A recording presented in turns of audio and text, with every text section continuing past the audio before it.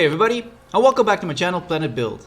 This is episode 12 of Sunshine Scandinavia, and I am very proud to show you guys the things that I already did for the Coral Reef District Section 2. Now, we did Section 1 in the first two videos of this whole new area, and over the in the last video we did the second section, the first things for the second section. We did the reef ballet attraction over here. We did the retheming on the coral reef mining, and as you can see over here, again I did some work on the flight over Blackrock cave attraction, and I'm actually kind of proud of this. I never thought of creating a skull rock in my park, but I searched it up online and tried to recreate it, and I think it worked out quite well. So don't mind me for again just adding in some scenery pieces without showing in the speed build, but this was such a hard one to make, because you just have to move all those pieces around to get the right shape, to get the right angle, but also the right length and depth of all those rocks. Also the attraction, in this case the what I call the flight at Blackrock cave attraction, does have to work properly with those rocks, and to make sure that they don't travel through the rocks. So it was a lot of planning for this attraction, and I'm not finished with this attraction, the theming of this attraction, and that's what we're going to do in today's build. We're going to add some more detail to the rock work, and definitely some greenery to it. And what I already saw is that this section over here, which actually was planned for a little terrace, has to be removed and has to be moved to this section over here, so that can add in more greenery on this side, just to make the whole rock structure blend in nicely with the rest of the environment. So it does need a lot of greenery, so therefore this one has to move over to this section, and I can add in one building which provides for a snack stand on both sides of the pathwork, and then you got the terrace over here. And also I'm looking for some somewhat more detail that I can put into this rock. Excuse me. Somewhat more detail that I can put into this rock, and maybe we can test that right now, but I'm not quite sure if I'm going to do that, because I did download a lot of ships in the workshop that other people made, and one of those I used in the Moonlight Beach over here. So props for this one. This one looks quite perfect when it comes to putting a ship on a rock. So thank you for that one, and maybe it's a good idea to have one into this rock structure, maybe on top of this or on this section. So let's just go ahead and test that. I'm not quite sure if I'm... Ooh. I need to put in a pause. Look at the frame rate over there. This one has a lot of pieces. I'm not quite sure if I'm going to use that one, but let's just... Wow, the frame rate just drops so hard on this one. Nah, that's way too big. That's way too big. Let's go ahead and see what this is. Even bigger than the whole rock structure. I can resize it if I want, but yeah, this one looks better. Maybe if I can resize it just perfectly that it would fit over in the back, and just remove some unnecessary scenery, it would maybe... Yeah, maybe I'm going to do that, but I'm not quite sure. I do have to see how many pieces it has, and I also want to upload the skull rock with the attraction onto the workshop, and I guess the skull rock now had about 300 pieces or so. Yeah, 275. So yeah, let's just go ahead and see what we're going to create from this structure over here. Even more detail, but I'm quite happy with it right now. If you got the seating over on this side, you have a perfect view of the skull rock, and I think the water works well. Mostly the water coming out of the skull rock itself, but also just running down the main water over here. So let's just get into the speed build and see what we can make something more of this build over here.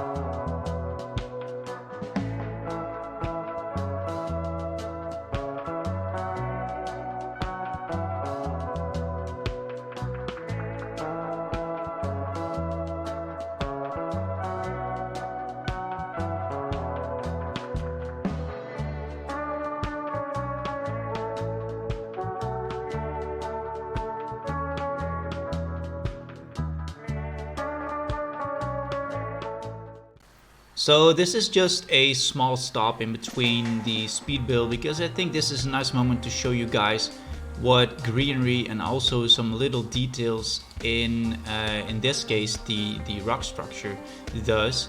We added in the ship. I did downsized it a little bit, otherwise it was too big. And just to notice, this is not my ship. I didn't build this one. This one is on the workshop as well, and I'm going to put that one in the description. So props for the person who made this ship. I'm also going to upload the skull rock formation, including the attraction, all the waterfalls and stuff around it, and also this little guy over here, which is the separate skull rock. Same as this one, but you can use it in a rock formation that you made yourself.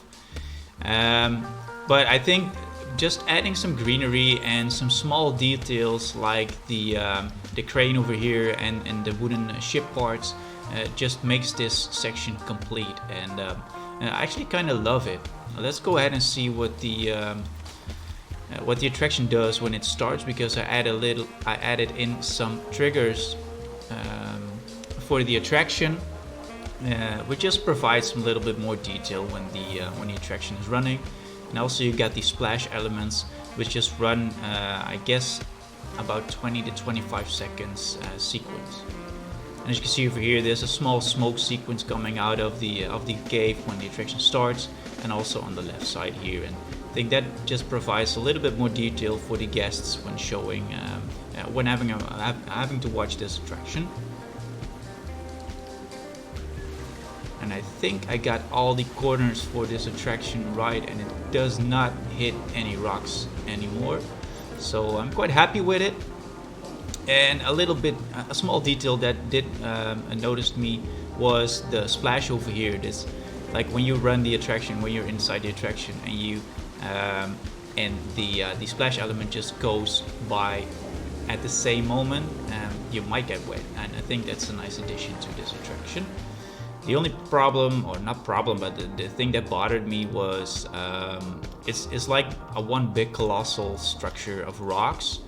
So I did have to put in more scenery over on this side to make it blend in nicely with the rest of the environment. I don't think I had any other options, because I had the monorail running in the backside of it. So the monorail now travels through the cave. And you also got the entrance for the Flight at Blackrock cave attraction, which is also inside the cave. So at first I thought maybe I can just create a cave around the attraction, but the spaces were too tight to make it have one cave just around the attraction. So I did have to put in the rock structure in the back as well. So, but yeah, I think the whole area over here and makes that rock structure blend in nicely. So I'm quite happy with it. And let's continue with the area over on this side and see what we can make from this area over here.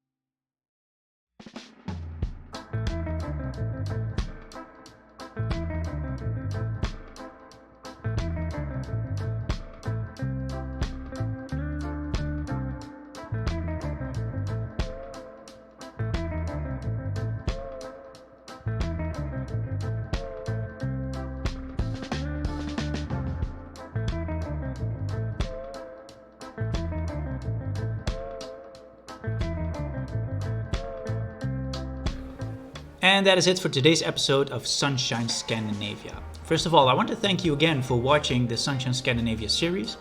And I'm actually in a quite good mood because I love the theming of this whole section over here.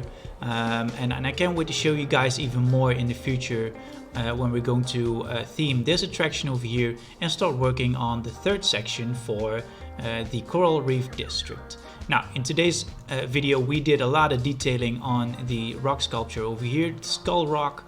There are a lot of triggers in this attraction. We did the pathwork over here, or we did some detailing to the pathwork on this side. And I also placed down a snack and drink stand where you got the slush hour on this side. You got a small terrace inside this building. And you got the Haya Sushi point over on this side. And there are a lot of places to sit and eat for the guests before they actually go through the Skull Rock Cave to enter the Flight at Blackrock Cave attraction. Now, there's still one thing I didn't mention, and also one thing I'm actually kind of proud of, and I added in this detail when I actually was finishing off the video. And maybe a small glimpse over here because you got some fish in the water, and this is maybe the missing detail in this whole section so far.